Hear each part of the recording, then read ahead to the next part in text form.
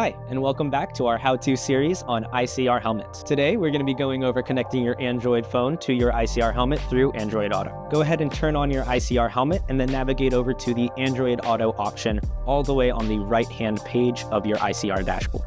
Once opened, you should be given a host name. It should be R1 followed by a string of numbers. There should be no suffix. You are looking for an option without the suffix LE.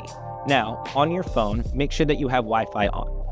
Next, navigate down to your Bluetooth connection settings, find that host name, no suffix LE, and go ahead and click connect. Now, you just wait for 3 to 10 seconds. Once the connection has been established, Android Auto will pop up automatically on your HUD screen.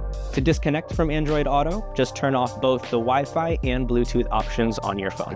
While using the Android Auto interface on your HUD, you can directly control it through the Bluetooth controller for your iC-R helmet. For example, hold the up or the down buttons to adjust the volume, as well as hold the OK button to activate Google Voice Assistant. In addition, for the Android Auto interface, on the bottom left corner, there should be a split view icon. That will just switch between a single view and a dual app view on your Android Auto.